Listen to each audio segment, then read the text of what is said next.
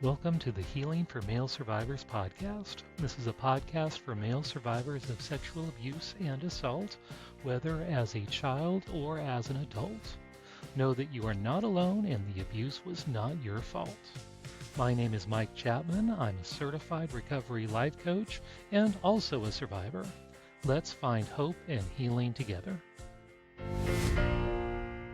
And welcome to the Healing for Male Survivors podcast. I'm your host, Mike Chapman, and welcome to season 3. I'm so excited. We're on our 3rd season now, and we've already had 75 episodes and over 5,000 downloads. Woohoo! So excited that you will continue to grow with me and share this wherever you can with friends or whoever you think needs to hear this. And so excited to have you with me back for season 3. And to start things off, I've got a special episode for you, something I've been working on most of the summer. So big project. This is a pre-recorded presentation I'm going to be showing you that I shared recently at the International Human Trafficking and Social Justice Conference, which was September 17th through the 19th of 2025. And I've been attending this conference for several years. And this year I challenged myself. I wanted to share my story, so I applied and got accepted. My presentation is entitled Family-Controlled Sex Trafficking of Young Boys, One Survivor's Healing Journey. And this talks about my experience of being sex trafficked as a child with family-controlled sex trafficking, and tells my story much more in depth than I've shared it in the past. And some of the things I've shared in this video are things I've never even spoken out loud before. So I've definitely gone much more in depth. And keep in mind that this is geared toward an audience of professionals, government workers, non-government workers, along with survivors, all working within the anti-trafficking field or serving trafficking victims and survivors. So that is my audience. There was over 1,000 people from over 30 countries represented at this conference. At the live showing, I had over 75 people show up live. And then the recording of it is available for the following 3 weeks. So anyone who attended, but they had like 7, 8 concurrent sessions at each time slot. So you definitely missed a lot of stuff. And you have 3 weeks to go back and watch anything you missed that you still wanted to watch. And then after the 3 weeks are over, then I will be able to get feedback from everyone who fills out an evaluation, and that'll be encouraging to get to. So with that, I will begin the recording. Again, we are video this time. We're doing as many video recordings as possible unless I have a guest who specifically asks to not be on video. I continue to honor that, but we're going to do a lot of video recordings. And if you are listening to this, you can join the video version on either Spotify or my YouTube channel. And all of the links to all the different podcast platforms is on the website polarlifeconsulting.com/podcast. And I'm not doing this live at the moment, but often I have live audiences with me. If you would like to join us on future live episodes, you can also learn how to do that at the website polarlifeconsulting.com/live. And with that, let me start the video. Again, trigger warning. Trigger warning. I go deep. Of course, the whole podcast, I know there's a trigger warning in all my show notes, but yeah, I go deep. And so it could be disturbing, so practice self-care and feel free to pause as you need to. But yeah, I go pretty deep with this one. So appreciate you listening, and send me some feedback. Let me know what you think about my story. Some of the platforms will allow you to do comments. You can also, on the website, polarlifeconsulting.com, there's a contact us form you can fill out and give me feedback about my story there, or you can email me, polarlifeconsulting@gmail.com. So let me know what you think and give me a holler, and I would love to hear back from you. So without further ado, here's the presentation. First trigger warning. This presentation contains information, written, spoken, or visual, that may be triggering or re-traumatizing to attendees. At last year's IHTSJ conference, Ina Lucia Mariaca Pacheco, while presenting statistics on male survivors of sex trafficking, shared statistics summarized in this graph. In this graph, you can see that compared to all trafficking survivors, when you pull out the data on only male survivors, the graph dramatically shifts, especially in this area, prepubescent boys. So much focus in anti-trafficking efforts seems to focus on teenage girls who enter into forced prostitution and helping them out of the lifestyle, which, much needed and appreciated, completely overlooks this startling statistic representing an entirely overlooked population. In a podcast interview earlier this year, Sean Wheeler, anti-trafficking advocate, survivor of sex trafficking, and founder of Starfish Ministries in Colorado, serving underage male sex trafficking survivors, stated, "I've worked with enough people in law enforcement, too, who tell me that the vast majority of child porn produced in the United States involves, when it's preteens, white, American-born males more than any other subject." My name is Mike Chapman. I am a recovery life coach, brain spotting provider, podcast host, lived experienced expert, consultant, and researcher. These statistics jumped out at me specifically because they represent me, especially the first bar. This represents my own story. My own father sexually abused me from the time I was an infant until age 5. He then trafficked me for sex with other men until age 8. This was in the 1970s in the state of Oregon, where I grew up. I now know this has happened to white middle-class boys like me all over the U.S. and in the UK, Australia, and other countries for decades, and it's still happening today. When it is being led by a family member, this is often called familial sex trafficking, but I prefer the more descriptive term, family-controlled sex trafficking. The family member is controlling sexual access to their own relative in exchange for something of value. How does this happen? For me, it turns out my mother never wanted children. She had had a bad experience with her own mother and did not want to be responsible for other children. My father insisted, so they had 3 children, 2 girls and a boy. I was the youngest. Unknown to my mother, he was a pedophile. Basically, the only reason I was conceived was to service his needs. Once we got old enough where he lost interest, he left us. My parents separated, then divorced when I was 8. I had no father figure and a lot of mess. My mother was now a single mother with 3 kids she originally never wanted. I tried to be the good kid, making things easier on my mom. Inside, I was a mess, but I didn't understand why. Blocking out the abuse, I didn't understand why I had a hard time making friends, a hard time trusting, especially guys. As I got older, my mom remarried, a guy who also didn't want children. More rejection. As I became a teenager, I had all kinds of conflicting feelings inside. As my teen hormones emerged, feelings were clouded by the repressed memories of the hundreds of sex acts I had endured as a child. I wanted relationships with girls, but was haunted by thoughts of physical contact with men. I had a lot of confusion. I wanted intimacy, but was afraid of it as well. Boy-girl relationships scared me. When they became too physical, I would retreat, never wanting things to progress too far. My family never went to church, ever. My grandparents were very religious from a legalistic church. They sometimes brought us kids to Sunday school when we were little. They talked about God the Father, and that concept was foreign to me, but I believed in God. As I entered high school, I got involved in a church youth group, and I felt love and belonging. I wanted more. The pastor would give altar calls. I would listen, but I wasn't ready. I just didn't understand. The summer before my senior year, I attended their summer youth retreat. The speaker talked about the pain and suffering Jesus went through on the cross. He did that for each of us, even for me. Subconsciously, I could really relate to the pain and suffering. That touched my heart, and I accepted Jesus as my Lord and Savior and was soon baptized.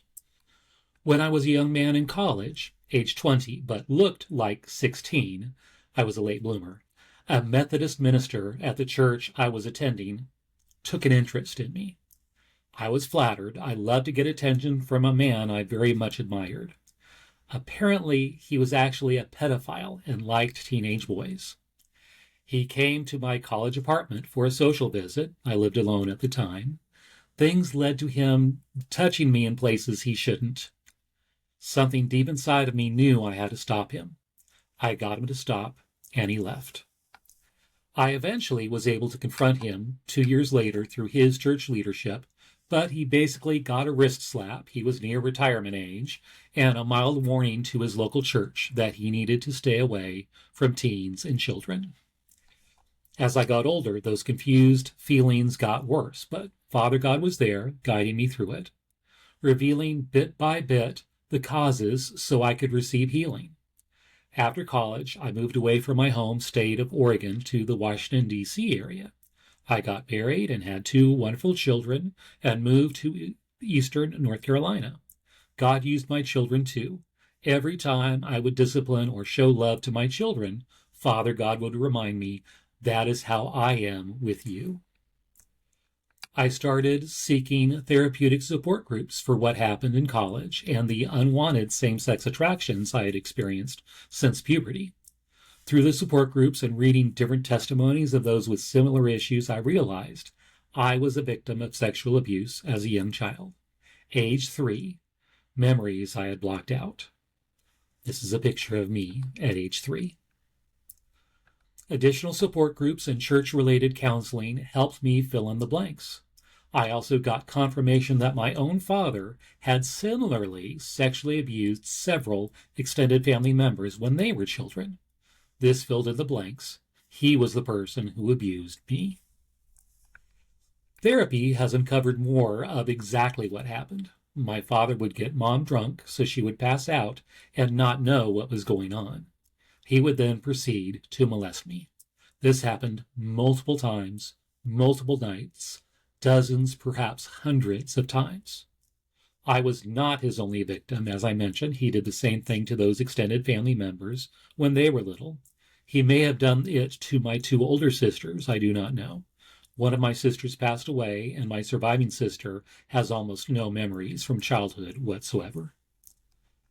Since this uncovering, I've attended survivor support groups and professional therapy. I've come a long way in my road to healing, including being over 7 years free from pornography addiction. I have been married to a great woman for 35 years this month, and my 2 children are in their late 20s, early 30s, graduated from college, and are starting their careers. They all know my story and are all very supportive. I tried to bring up the abuse to my mother, but she seemed pretty clueless. She knew about the abuse by my father towards his extended family members, but said she could never quite wrap her head around it. I decided to not push the issue. Also, both she and my father were heavy drinkers at the time. I assumed she absolutely had no idea what was happening. She then passed away 10 years ago before I could bring up the subject again. I originally started what I called heavy recovery in 2019 after watching HBO's Leaving Neverland documentary and the Oprah special that followed. Yes, it triggered many things inside me, and I could feel God telling me it was time to work through more of my issues again. Through the documentary, I learned about an online support group, malesurvivor.org, for male sex abuse survivors, full of men, including many Christians, who were similarly abused. This helped me realize I was not alone. In fact, according to the Centers for Disease Control, for females, 1 in 4 will be sexually abused or assaulted by the age of 18 in the U.S. I assume the figures for males were much less, like 1 in 1,000 or 1 in 100. It is actually 1 in 6 males will be sexually abused or assaulted by the age of 18 in the U.S. I was certainly not alone. Meeting all of these men online who had similar experiences helped me realize I was not crazy from all the varied symptoms I had as a result of the abuse. Many of these men had similar symptoms. Around this same time, I was also invited to a Celebrate Recovery meeting in a nearby town. CR is an international faith-based 12-step group. Also around this same time, I started attending therapy with a Christian therapist, working on the childhood traumas I experienced. God was using all three places in tandem to help my healing process. The online support group informed me that I most likely suffered from post-traumatic stress disorder, PTSD, like most of them. After reading up on the symptoms, I felt like it was describing my entire personality. This was a bit unnerving because if all that defined me was a set of symptoms, if I found healing, what would be left? My Christian therapist helped me find a therapist trained in PTSD. We hope to find a Christian PTSD therapist. Apparently, there are none in my area. We settled on a non-Christian PTSD therapist, and I had concerns about a non-Christian therapist, and I spoke to my pastor about it, and he prayed for me and offered me this scripture, Isaiah 52:12. You will not leave in a hurry, running for your lives, for the Lord will go ahead of you. Yes, the God of Israel will protect you from behind. This helped encourage me that God would be with me, guiding me through the therapy process, even with secular therapy. So I started going to the PTSD therapist. I shared my story. I received a formal diagnosis of PTSD with dissociative symptoms. He's like a PTSD endoscopic surgeon, knowing exactly where to guide his tools to reach the parts that need to be addressed without leaving my guts spilled all out. And I'm able to go back to work within an hour after my sessions and function pretty well the rest of the day. Again, like my pastor advised me, I let God guide me throughout these therapeutic practices. A lot of it seemed like weird mumbo-jumbo stuff, but it worked. Instead of the traditional eye movement, desensitization, reprocessing, or EMDR that's quite common, he felt more appropriate therapies for my case would be a combination of comprehensive resource model, which was developed from brain spotting therapy, Huna, which is based on traditional Hawaiian spiritual healing practices, and several other therapies. My therapist encouraged me to let those abused parts of me tell their story. Since the child at that age is pre-verbal, you can encourage them to tell their story in ways other than speaking, including just giving them a keyboard. He told me that he has had patients grab their cell phones in his office and start frantically texting, telling their story. I did that at home. I reached out to the 3-year-old me. I gave him my computer keyboard and encouraged him to share. This poem simply poured out without any editing. And no, I'm not known for writing poetry. And again, trigger warning, this poem is both graphic and descriptive of the abuse I experienced, but I have avoided vulgar language. Me at age 3. Heavy weight on me. Hard to breathe. Why is he doing this? I don't understand. I'm so scared. I don't want this. Betrayed. I thought he loved me. Why is he doing this to me? Why is he causing so much pain? I don't understand it. The stuff I drank makes me feel weird, like I don't really understand what is happening. But I still remember. I can still feel everything. Why does he keep doing this, night after night like the boogeyman? But he is real. So much pressure on my head, rhythmic up and down against the mattress. Sometimes I hit my head on the headboard. It hurts. I like to leave toys on the floor, Maybe this will stop him. Give me some warning. He gets mad, swears. It doesn't stop him. I'm powerless. I'm so alone. If I had a little brother, I wouldn't be alone. Maybe then it would stop. Maybe. I am so weak. He is so big. I can't fight back. I have to give in. I hope it ends soon. Maybe he won't come back. Next time. Maybe.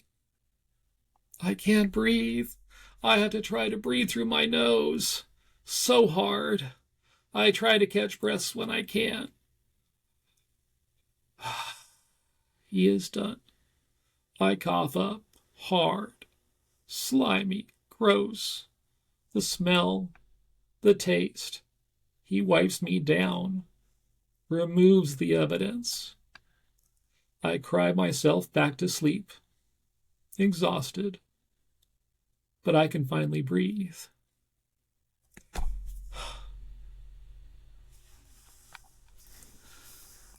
Around this same time, after sharing some half memories from my childhood with the online support group, we were able to deduce that I was also trafficked by my father to other men.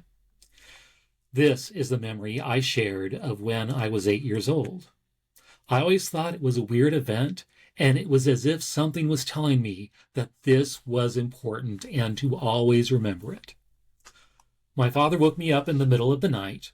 "We're going camping. Help me drag your mattress into the back of the station wagon." Half asleep, I complied. Camping trip, I thought. Dad never mentioned a camping trip. We never go camping. We dragged the mattress into the back of the station wagon, along with pillows, sheets, and blankets. We would drive what would normally be a 4-hour drive to the south from our home in Portland. However, this was 1973. There was an energy crisis and a gas shortage. Lines were horrendously long and supplies were limited and sometimes rationed. That 4-hour drive definitely would require at least one fill-up for a gas-guzzling station wagon. Whatever sedative I was given completely wore off, and I was wide awake, fully aware that our so-called camping trip was sidelined by gas lines. I think my father did not plan for this and had no backup plan for a second sedative. We eventually arrived at our destination, Crescent Lake Campground. I had never heard of it. Lots of campgrounds around the greater Portland metro area, but this was on the other side of the state. It seemed there were more dads than sons, more men than boys. It seems that 2 other boys had the same issue. They awoke too early. One was about my age, a little shorter, with deep-set eyes. Looking back, I believe it was the look of an abuse survivor, something that was familiar to me. The other boy was about a year older. He seemed angry underneath, like he knew what was going on, but was sworn not to tell. I don't remember their names. We were told that we 3 had to stick together and to stay away from the main lodge. There was a very large boulder several yards away from the lodge. "Don't come past this boulder. You 3 go play around the lake, but don't get wet. We will bring you your lunch." So we played as boys do, exploring the woods around the lake. And that was it. That was camping with my dad. I now realize that the dads were continuing their orgy with all the boys that were still sedated. We 3 were a liability, too awake to remember faces and events that, if we told anyone, could destroy what they had built. We've been able to deduce that because of the unsuccessful nature of the event and the fact that I was aging out from the age preferences of this group, this was probably the final trafficking event I was ever brought to. My father then divorced my mother soon after. I have now come to understand what happens at these sexual exploitation events, often called boy swap events. Men who are invited can either come alone for a fee or bring a sedated boy with them for a reduced fee. It is then a free-for-all where they can do what they wish to as many boys as they wish. Most of us boys were not 100% sedated, but sedated to the point of a zombie-like state where we could respond to commands but no longer had any sense of self or free will.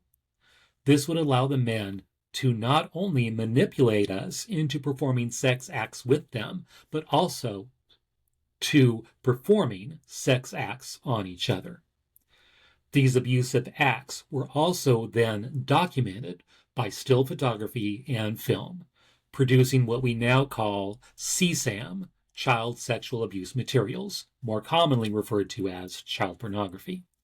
These materials would be even more profitable than the fees paid to attend the events, making these events quite profitable for the organizers.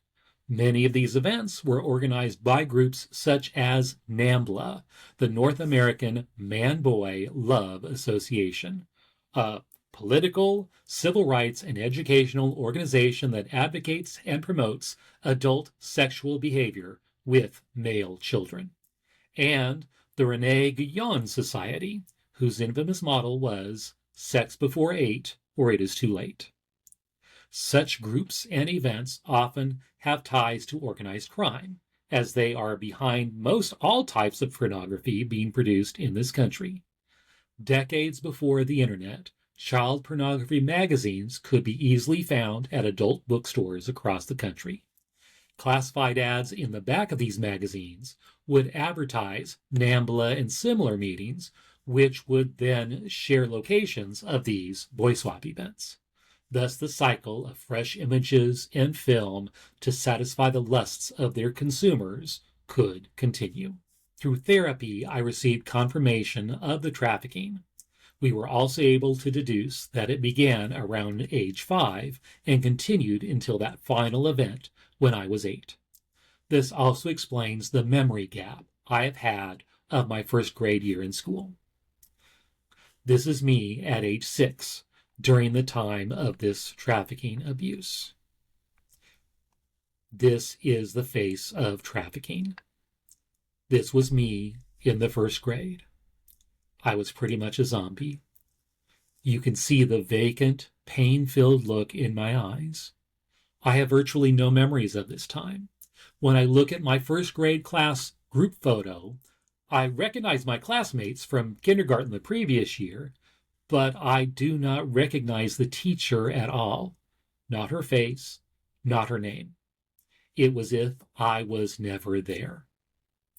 I now know this is part of the dissociation. When faced with severe trauma, the mind experiences a break and isolates the main identity to protect it, to allow it to continue to live and breathe, blocking out the trauma. When the trauma becomes so severe and repeated, the isolation is frozen in place. This explains why I literally checked out that entire year. This past year, I was able to attend an art therapy retreat with other trafficking survivors. The different tools and media were all ready to go at our tables, and before they could even begin with directions, many of us simply started creating. I started with a canvas and started painting my memories. It was like that little wounded boy inside of me took over and shared what he needed to share. This is the end result, entitled Fear/Void. This encapsulated what I experienced during the downtime during such events. In this painting, there is a campfire in the woods. 4 dark, shadowy figures are behind the flames. On the lower left is a small, gray figure in a fetal position. This is me. My hands and feet are bound. I'm on the dirt next to the fire. I'm blindfolded. But this is what I remember from sense memory. Smells, sounds, tastes, touch. And if you notice, there's an empty space on the right side of the fire.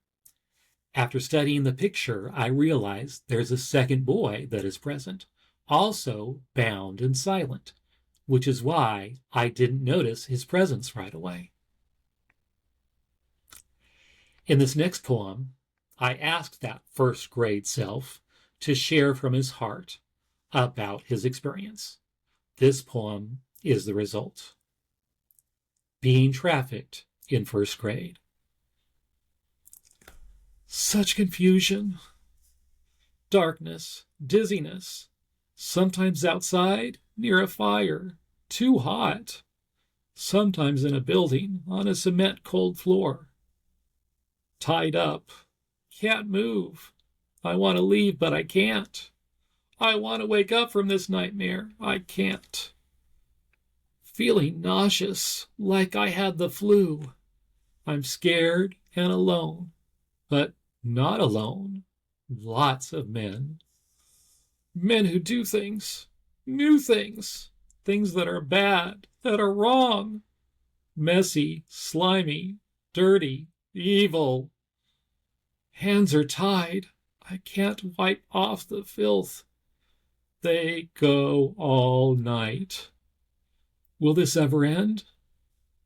Half awake, half asleep, like a zombie, but I feel everything.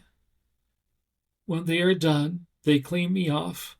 I can still smell the bleach. The shower nozzle is too strong. The water hurts.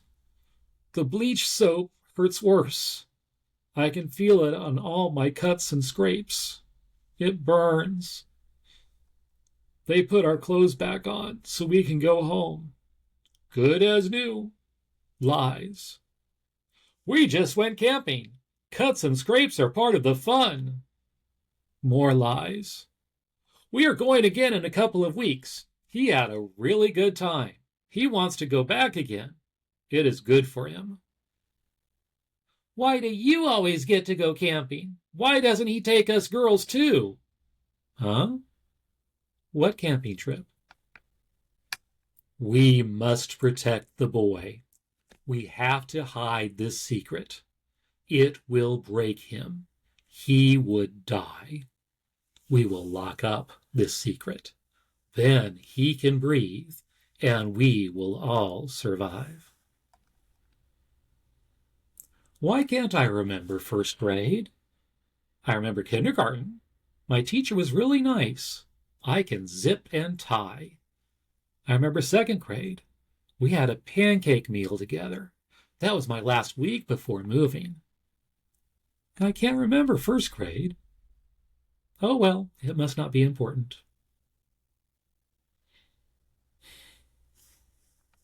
After unlocking these truths, the floodgates opened from my repressed memories.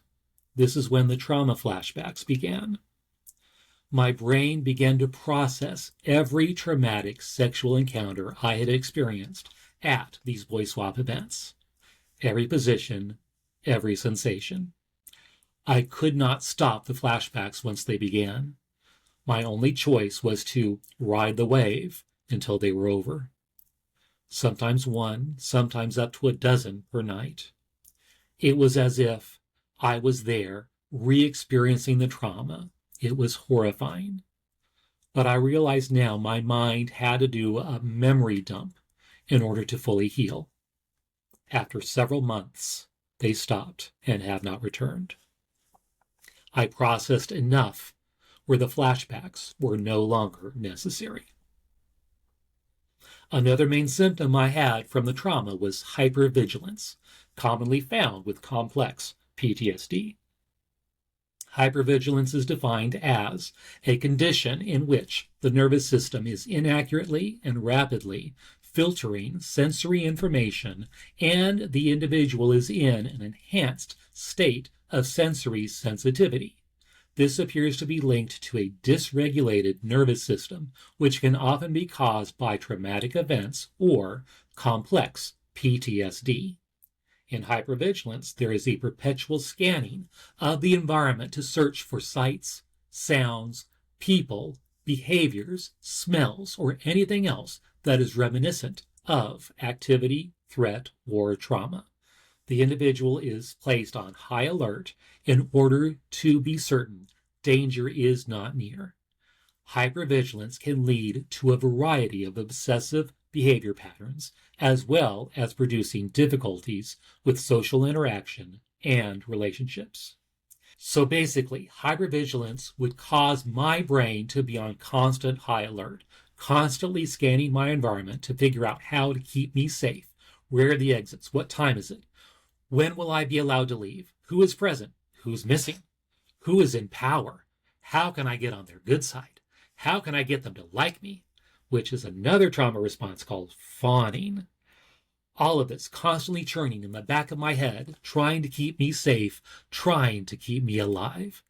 This is why many survivors with these trauma responses, including myself, get misdiagnosed with traditional attention deficit disorder. Yes, hypervigilance can cause a lack of attention to the task at hand, but this is due to a large chunk of the brain trying to keep the trauma survivor alive and safe, even when no threat exists. While continuing my healing journey, around the same time, the 12-step leader taught on surrendering the pain from our hurts. I went ahead and received a surrender chip for this, even though I had no idea what that looked like or how to do it. That next week, I met with my PTSD therapist, and we did just that. Severed the unhealthy ties to the abuser, my father, which allowed me to surrender the pain I had been holding on to.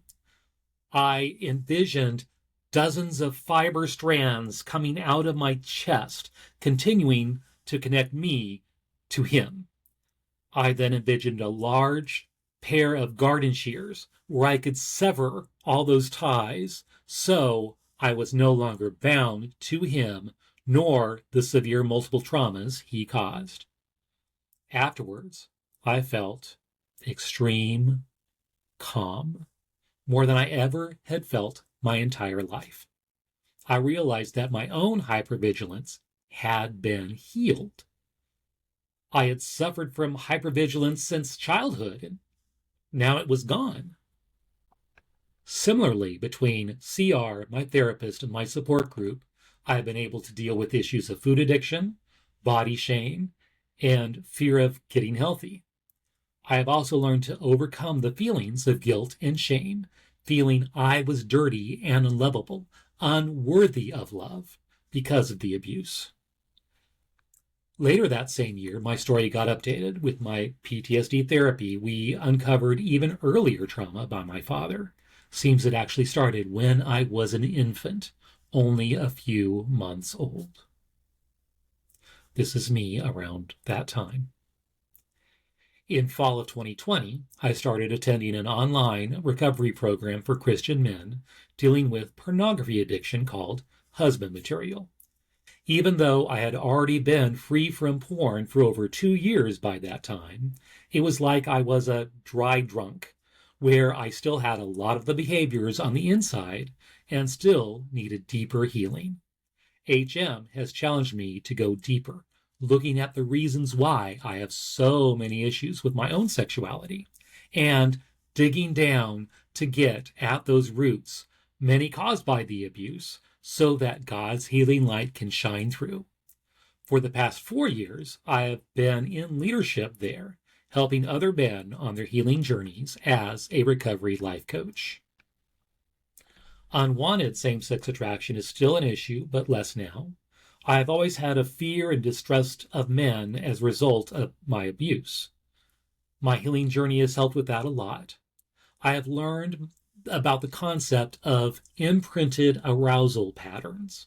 Dr. Douglas Carpenter, in his book, Secret Shame, A Survivor's Guide to Understanding Male Sexual Abuse and Male Sexual Development, summarizes this concept.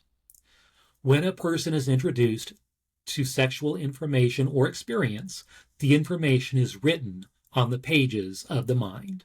Our body responds to the sexual information, coupled with sexually pleasurable sensations and associated emotional reactions, causing the memory and recognition of the events to be even more strongly stamped into the brain. The template leads to the development of preferences and functions as a roadmap for what the individual finds to be erotic. The formation of these mental templates happens so automatically on covert and overt levels that an individual does not even realize what is occurring. The process naturally transpires.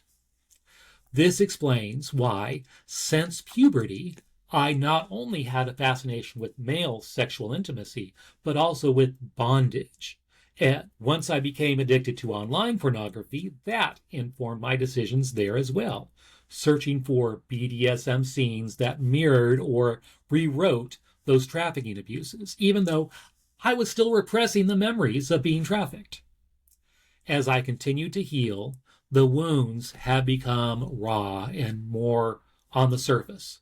I was much more sensitive to external triggers. I had a colonoscopy scheduled and thought I might be triggered, but did not mention my PTSD to any of the clinicians. During all of the setup, I was actually fine until a technician tried to install the nasal cannula to ensure oxygen during the procedure. Due to my mustache, he had a hard time getting it to place correctly in my nostrils, and he kept tickling my mustache against my nose. This was horribly triggering due to male groins in my face during many of the abuses. I'm very sensitive to the feeling of hair in my face. I was frozen, wanting it to stop, but unable to communicate that. I eventually just grabbed the nasal cannula from him and installed it myself. A few months later, I went to a dentist appointment. I was originally only there to replace a missing crown. I got to the point where my mouth was filling up with saliva and I needed to swallow, but I could not communicate that effectively. They soon discovered a missing filling. I was fine with doing it on the same day and didn't think much about it. However, the experience was 10 times worse than the first part. By that time, I was so triggered, my default mentality kicked in. I was not able to communicate, just like during the abuse. I convinced myself that the only way to stay safe, to stay alive, was to be absolutely quiet until they were finished with me. I had to continually remind myself to breathe through my nose as hard as I could, though it was difficult. My mouth and throat closes off and I'm not able to swallow, so the saliva just piles up in my mouth, making the choking sensation worse. After it was over, I was spent. So much of the experience paralleled the trafficking abuse. I then realized I need to communicate ahead of time that I do have PTSD and that I can be easily triggered. So I realized I had to disclose my PTSD status to the staff there for future appointments, something I didn't want to do. However, God was telling me it's okay to not be okay, and to ask for help when needed. This is not a sign of weakness, but a sign of strength. I also know that once triggered, I become completely compliant. I ended up developing a code word system to better communicate my needs. If asked, "Are you okay?" my default answer is yes, regardless of the truth. I may be very not okay, but the compliance tells me to do and say whatever is needed to not make things worse, just to survive the trauma.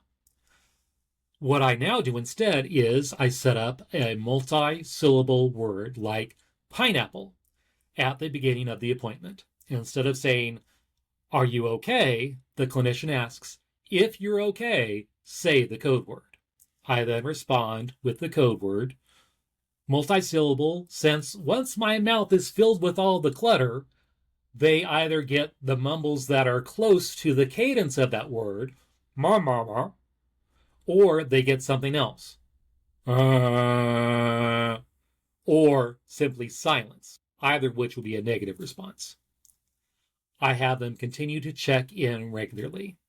This also keeps me present instead of dissociating.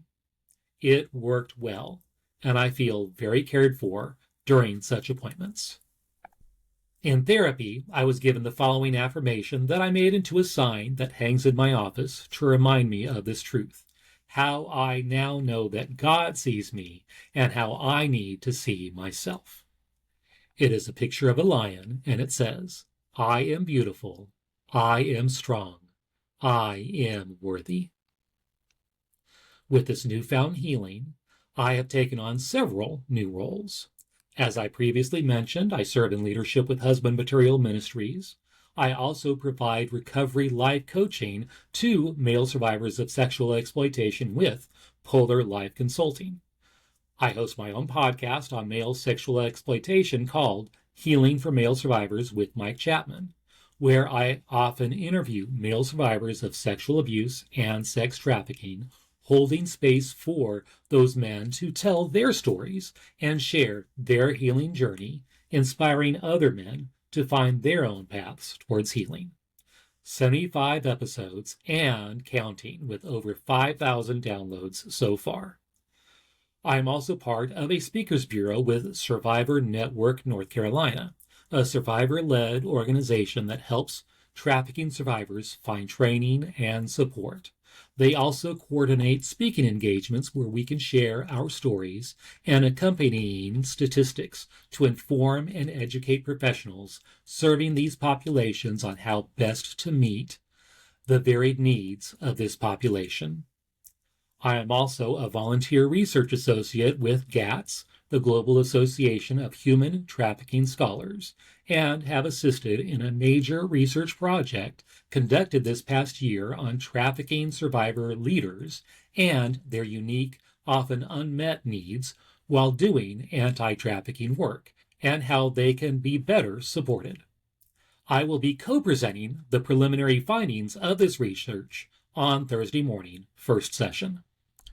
I have also become a part-time professional Santa Claus portrayal artist for malls, retail, corporate, family, in-person visits, and video visits. This feeds the needs of my inner child and allows me to spread joy to children and families, giving me joy in return. With all the support I have found, I know I do not need to feel shame or guilt because of what happened to me, and can continue to grow into the strong, beautiful, and supportive man I was destined to be. I am now finding different ways of sharing with others my story through my podcast and elsewhere, letting other male sexual exploitation survivors know that help and healing are available. You are not alone, and the abuse was not your fault. Male trafficking survivors need your help. Efforts need to be made to help identify male victims of boy swap trafficking, many not even fully understanding what happened to them or even having the vocabulary to realize that what they experienced was indeed sex trafficking. So many programs, whether public-based or from non-government organizations, don't even consider males as a demographic at all. Several of the men I've interviewed for my podcast have tried to get help from anti-trafficking organizations only to be turned away because of their gender. Many of the services that are offered to female victims can also be offered to male victims with very little adjustment needed. In addition, programs are needed for those of us who were trafficked as children, blocked out the memories due to trauma, sedation, or both, and are not able to even process the trauma until decades later. Public institutions such as law enforcement, prison, and mental health facilities need to develop programs for these victims who may often act out from the wounds they experienced even before the memories start to surface.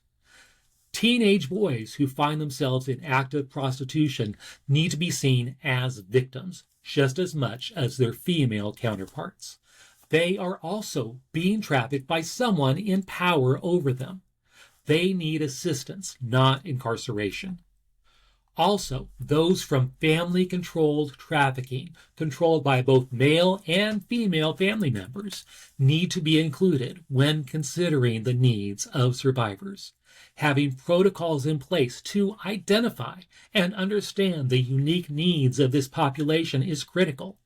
Too many officials end up bringing the victims back to their families, thinking they are safe, when it is the family members themselves who are also the traffickers.